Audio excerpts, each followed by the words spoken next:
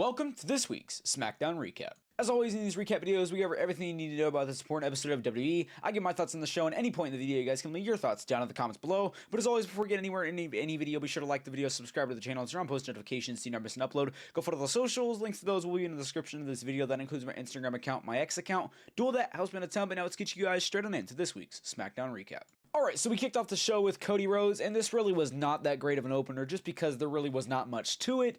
So Cody Rhodes comes out, says, what do you want to talk about? Talks a little bit about Drew McIntyre, but inevitably he gets to the point, he just says Drew McIntyre is in his rear view. Then he gets to the point where he says, well, how about I join you guys, the fans, how about I sit out there in the crowd and we figure out who the next, who I, you know, pretty much who am I next, or what's next for Cody Rhodes. We figure out who is next up in line for my title, because as far as I see it, Drew McIntyre, like I said, he said pretty much he thinks that Drew McIntyre is pretty much just in the rear view. And then we see Aleister Black come out, which was kind of the most unlikely person that I thought was going to come out here. So he comes out, and pretty much the one line that he says is that he has a chip on his shoulder, and that chip is almost as big as the undisputed title, which is what Cody is currently holding. And then what Cody does is he takes off his tie, and then he takes off his tie. He turns around, and then Zelina Vega kind of just gets in front of Aleister, you know, kind of just defending him, and then she rubs the title and says, it's too bad, Cody, that your nightmare begins now. Then she slaps Cody. Then we see Nick Aldis come out and says that in our main event tonight, it's Aleister Black versus Cody Rhodes, which is most likely going to be for the undisputed title. I can't remember if he did say it's going to be for the undisputed title, but I'm assuming it obviously is going to be for the undisputed title. So yeah, that's really all you got to know. It's really not that great of an opener. It's really nothing special. And yeah, that's all you got to know there. Alright, now we jumped into Ilya Dragunov's open challenge, and it would be answered by Johnny Gargano, so it would be Ilya Dragunov versus Johnny Gargano, and what was a great freaking match, man. These men did awesome and from an in-ring perspective, which is already what you can expect, man. None of these United States Open challenges that we've had recently have really been bad, man. There's some, yes, that have been better than others, but man, they're always a hit at least every freaking time, man. So there's nothing different here, man. Just such a damn good match between these two. Great in-ring chemistry, great freaking moves, just great match all around, dude. It's just so freaking awesome to see what these guys can do when given that opportunity. Inevitably, though, we would get to the point where we do see a major gnarly looking freaking superplex from Ilya Dragunov to Gargano. He would hit him with his little finisher, which is a bit of an interesting finisher, honestly. It doesn't really look that it has much impact, but hey, I don't really want to be one to find out, I'm gonna tell you that. But yeah, so he does that, hits that 1, 2, 3, match is over. Ilya Dragunov still your United States champion, but all you got to know here, still your United States champion, Ilya Dragunov, and we did get a banger of a match. Alright, and now we jumped into a short and sweet segment with Jade Cargill. Man, this thing was very, very freaking short.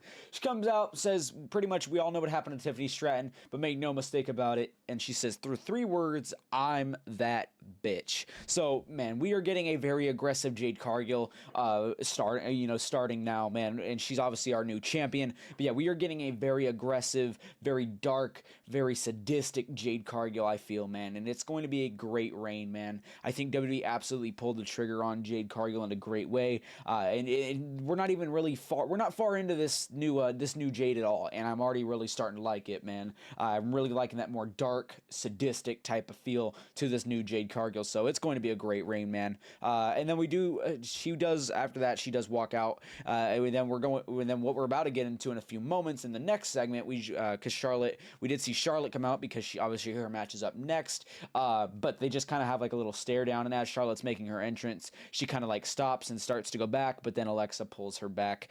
So, you know, maybe we're probably going to get maybe a Jade and Charlotte thing, potentially. I really don't know. Or maybe they're just foreshadowing it for the future, which I wouldn't be surprised. But yeah, that's really all you got to know there. Like I said, man, I am really loving this new and improved Jade Cargill. Alright, and now we would move on to Charlotte Flair versus Nia Jackson. What was, you know, it wasn't a terrible match. It wasn't a great match. It was just your average freaking match, man. It was decent. Like I said, Charlotte versus Nia Jax, just a you know, decent match. Nothing crazy, nothing special. Inevitably, though, we would get to the point where we do see Alexa Bliss on the outside, and she gets attacked by NXT's Lash Legend, and freaking Lash Legend absolutely freaking annihilated Alexa Bliss, man. She overpowered her like crazy. I mean, she had her by the neck and doing this, like, man, it was like, it was something, man. Like, she was genuinely so over. She looks so freaking strong up against Alexa.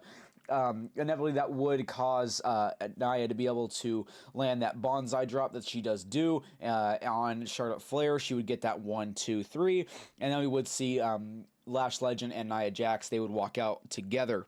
So pretty much what you need to know here is that we're most likely going to get at some point new tag team champions on the women's side, which are most likely going to be Nia Jax and Lash Legend. This is kind of where I see things going. At least what's going to be happening is it's going to be Lash Legend and Nia Jax versus Charlotte Flair and Alexa Bliss either next week or at Survivor Series. That's kind of just what's going to be the what's going to be happening with that division over the next few weeks on SmackDown, basically. But just this match in general, like I said, it was decent. It's cool that we got to see Lash Legend because that's going to be awesome, that it will be a great match, especially having her team with Nia Jax. That's two powerhouses versus Charlotte and Alexa. It's going to be a great match, man, any way you look at it. So overall, this match in general, decent, but what it sets us up for is going to be absolutely amazing. Alright, now we jumped into Chelsea Green versus Julia for the Women's United States Championship, and there was really no depth to this match, man. It was really over like that, man.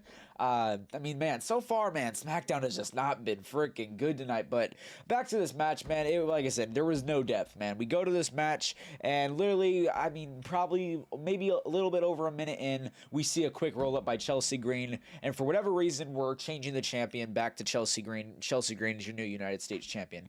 There was no build to her even having her be a presence of being able to take this title back. It was literally, we just now had this match, and now she's champion again. That's really what this was. It was nothing in depth, nothing special.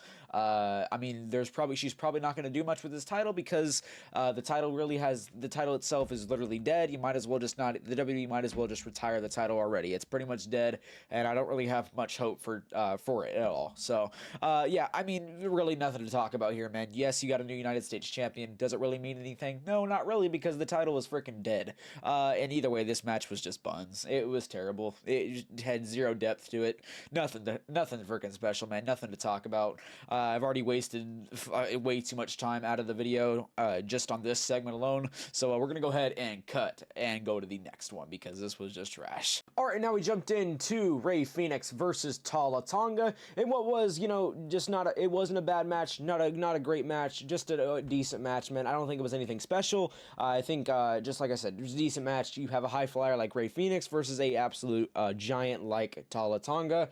Like I said, decent match. Inevitably, though, we would get to the point where we do see Tala Tonga. He does pick up the win. We would see a post-match attack by Tala Tonga, which would inevitably bring out Sami Zayn, who was not medically clear, but he still came out anyways.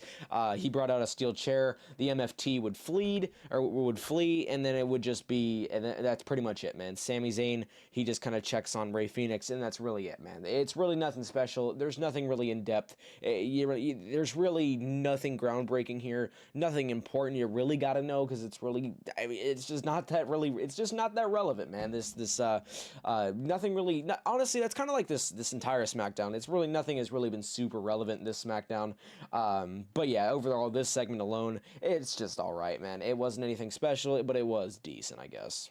Alright, so now we moved on to our main event of the night, which took place between Cody Rhodes and Aleister Black, a non-title match, and it was a pretty good match. Inevitably, though, we would lead into Drew McIntyre. He obviously interferes, Claymore kicks the referee. It inevitably ends in a disqualification. We see a brawl between, we see a brawl with Aleister and Drew McIntyre. They pretty much gang up on Cody Rhodes for a few seconds or for a few moments there. Then we would see Damian Priest comes out, and inevitably this turns into just an all-out brawl between Drew and Cody and Aleister and Priest, man. So just tons of chaos here, which I actually enjoyed.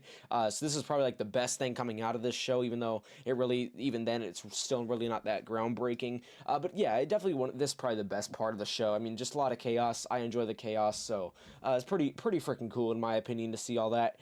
Inevitably, though, we would see Nick Aldis come out, and he says that he has had enough of Drew McIntyre's shit, and he told him to stay out. Drew McIntyre refuses to do so, and now Drew McIntyre is suspended for the time being from WWE. So, hey, let's see what happens from that. We'll have to see what happens next week. But, hey, I loved all this chaos. I really don't know where this could lead. I mean, I was kind of thinking it could lead maybe into Cody and Priest versus Drew and Alistair, but since now Drew is, obviously suspended, I don't know if that's the case. I don't really know where things go from here. But overall, I did actually enjoy this ending, and I loved the chaos.